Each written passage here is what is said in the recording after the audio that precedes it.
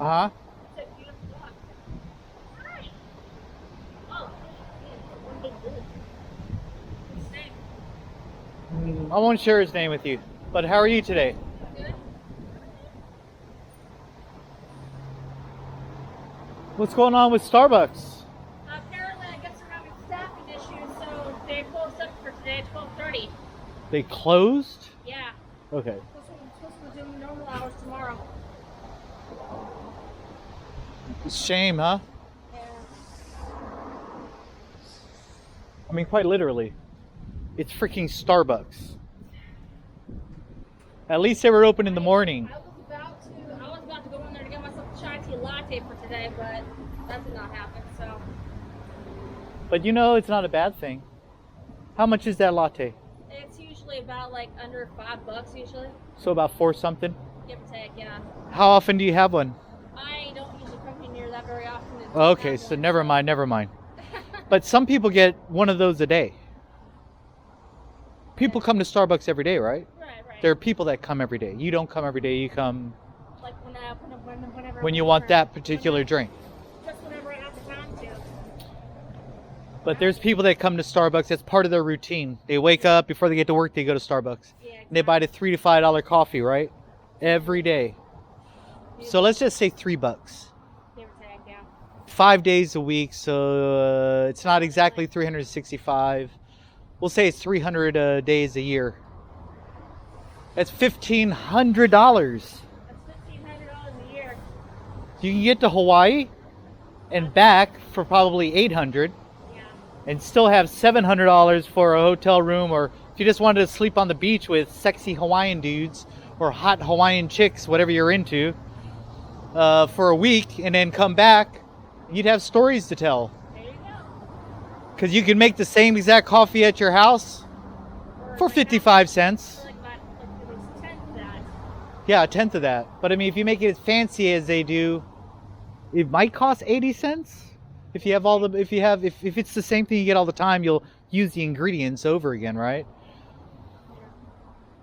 I mean, I don't have anything against Starbucks. I mean, obviously, they have a good model.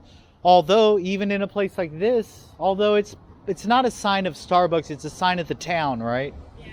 But the sign of this town is the sign of America right now. Nobody can work for some reason, and we have these the latest Omicron, that might be what's creating the situation here. Then there's the idea that because people were getting unemployment that they don't want to go back to work. Part of that is true, but it's not completely true. We are Americans. We're Americans. We know that work and hard work and paying attention should get us what we want in our lives. But that's not always the case anymore, and not just because of COVID. So where would you go to get your? You know what? I think instead I might just go across the street here and just get myself a soda, maybe. It's almost too cold, but I would say that because it sounded like you wanted some sort of a chocolatey kind of milk coffee, kind of a. But maybe. Chai tea is not really considered coffee. Oh, chai tea is what you were gonna get? Yeah, that's what I was trying to get, but. For $5. It's okay. It's not worries. I can just get it on the back. It's not worries. Is there one of them bobo bubble places around here? There's a Dean Tea place up on my neighborhood, and I think there might actually be something. They probably have chai bobo or whatever they call it, Yeah, the chai. they probably do. I can always. Because I was gonna suggest ice cream, although it's a little bit cold today, but it still gives you. Today. It ain't bad at all.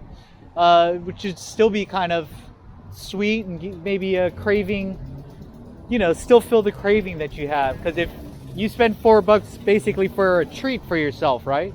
Basically, that's what I was intending to do. Yeah. Yeah.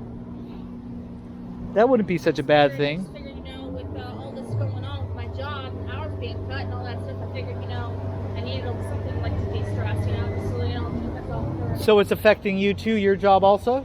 Well, yeah, because where I work, I take calls all the time. I take messages. Where do you work? I work for AnswerNet. It's over on Northwest Division, down in Gresham. So I'm working for a call center, taking calls and doing messages. Sometimes scheduling, sometimes dispatching and sometimes a little bit of everything. AnswerNet has an office here. They do. It's over on Northwest Division, off of 195th. And what gig are you working? Like I said, I'm a level 4 call agent, which means I take calls and I also dispatch work orders to on-call staff people who help deal with other people's problems. So you work with AnswerNet, Yes, I do. but AnswerNet actually has accounts with many. So what you do is you work with the other employees of AnswerNet to make sure that they're at the job on their computers where they need to be. But I am not a lead. You're not a lead, but you're. I'm capable of dispatching, but I'm not capable of actually leading a whole entire shift. So AnswerNet is on Division. That's the last company I worked for. Oh, it is? You ever meet? Who's the owner? The owner. Oh, you mean as in like the hiring manager? You mean? No, the owner. The owner is Gary Puddles. He runs the corporate office in Willow Grove, Pennsylvania. But the manager who runs the entire location where I work at is Grant Crimes. Grant Crimes. Grimes? C-R-Y-M-E-S. Not crimes as in C-R-I, but you know, kind of get the point. How far is it from here to get to the office? Basically, what I would do is that I would take the 72 from here to We're walking. Division, and then for walking, that's about like 2 hours away, give or take. But if you were taking the bus, I would take the 72 and then take the 2 the rest of the way. That's what I would do. How long have you been working for them? Been working for them for a little over a year now. And they're cutting your hours? It's due to the fact that there's fewer calls and during the winter, as far as I know. But it appears I'm the only one who's getting overtime because not many people are qualified to do certain accounts like I am. So that's what's going on. So when I worked for them, I was just a call center agent, right? Yeah. But it was in the midst of the pandemic, and so we were in and out. We were in and out like 3 to 4 months for each gig. Well, I'm like a full-time agent there. So when they cut your hours, I mean, so what are they saying to you? I'm not a floater. But would floating be something that would make sure that you have work the whole time? It is, but those are like people who are temporarily assigned to me. Sorry, that car Yeah, I was going to say please hold because I can't hear you. Okay, look, in all fairness, I was actually hired by AnswerNet, but floaters are people who were assigned to AnswerNet through temp agencies. Right. What I'm trying to say. Uh-huh. I know that doesn't make any sense, and I know for a fact I'm probably confusing you. I mean, the way that I see it is, even though sometimes there was a few days between working between one gig and another. When I say gig, it was either the state of New York, state of California, or it was those kind of things. Different. You know what AnswerNet does. You mean as in like different accounts, really? Different accounts, yeah. Yeah. Well, a lot of them are very, very permanent, like More Coverage International, WDFW, Brightview, all those. Those are all permanent. Some of them either lose their account with us or they just simply back out or we do because the job's too hard for us. Like for example, with Contractors in Charge, we only had that for about a week, and then they pulled the strings on us after about a week, and I didn't get any of those calls whatsoever. And then once in a while we get like Red Cross charities, we get Help at a Hero charities. They put me on one of those for 1 or 2 days, only for a couple of days, and I was really uncomfortable actually because I was taking credit card information when everything else I was doing. That's Fruit Company too, and they're permanent. And so, which it felt good to make sure I kept working between the gigs. But I didn't feel comfortable because the other jobs, even though we're dealing with personal information, which is important, but when you get credit card numbers, anybody who's got a bad brain can go off and just start. I felt good that they trusted me, but it was just an uncomfortable feeling. I made sure. But it was. I forgot every single time.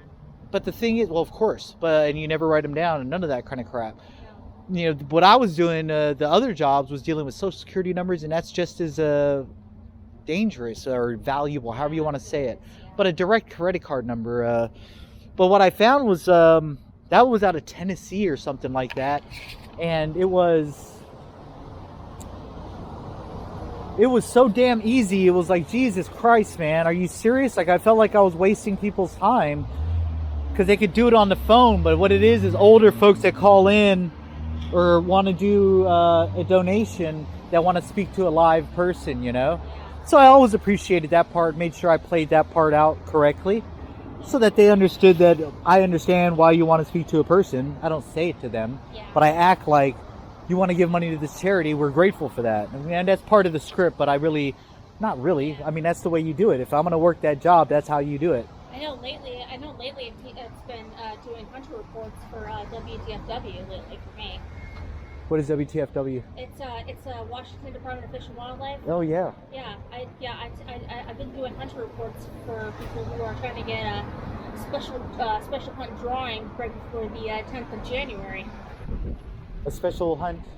Drawing. It's like a little contest they have. Oh, I gotcha. Yeah. If you turn in your hunt report before a specific time in January, you can get entered for a drawing to get a special hunt to whatever species you want to hunt for. Yeah. Basically, is what it is. It's like if you win the contest, you get a tag, so that for whatever it is you're hunting. That's usually for the multi-season deer and elk tags. Yeah. Yeah. That happened in August last year. Yeah, you figure you wouldn't have to force people to want to go hunting and fishing right now. Not during the pandemic. Now it's different, but months ago, 6 months ago, it was way different. Now it's where, they get their stuff in the mail and they call us and say, I got this postcard saying I got to turn in my hunting report for a special drawing and all that.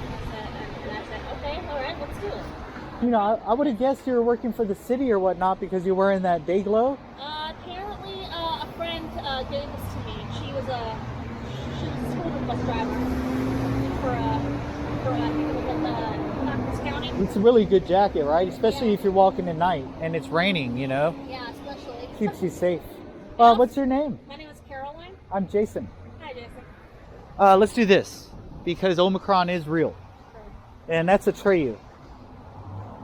Yeah, I really appreciate talking to you. I really like Gary Puddles, although sometimes he seemed a little bit... Have you spoke with him before? I saw a YouTube video of him when I first started there, but that was that was back on December 15th of not last year, but the year before. I gotcha. And starting this January 15th, it'll be like a year and like a single month that has gone by. Geez, I wonder if I should try to see if I can get a job over there at that AnswerNet, because well, that's how I found the original job. But it kind of means something to me to walk into the office. Yeah. Because I'm older. Not older, because I'm old school, old fashioned. Of course, it'd be nice to be able to meet him in person because he's a pretty colorful character. Well, Grant's a very understanding guy too. I mean, if you feel like you really need the day off, he'll understand. Really. He works with you. And I know Scott Hall's still there, and so is Jeff Casey. He's still there too. And Fiona, she used to be a lead, but now she's taken Scott's job as the client liaison between us and the companies that we do accounts for. Huh. So things have changed a little bit. Kelly Parsons is still there. Marcia's still there. Marcy Anderson's still there. Sandra's still there. How big is the office there, if you don't mind me asking? Let's see. Is it a call center also? It is a call center, yes. So, geez, there must be a load of people that come in to work there. Most of them work from home. Right. And Yeah. so how many people are manning phones from that office at any one time? Quite a few during the day. And Still 20 or 30, right? Must be more than that. It's in the office directly. There's about maybe 5, maybe 6 people, and the rest of them all work from home, different areas.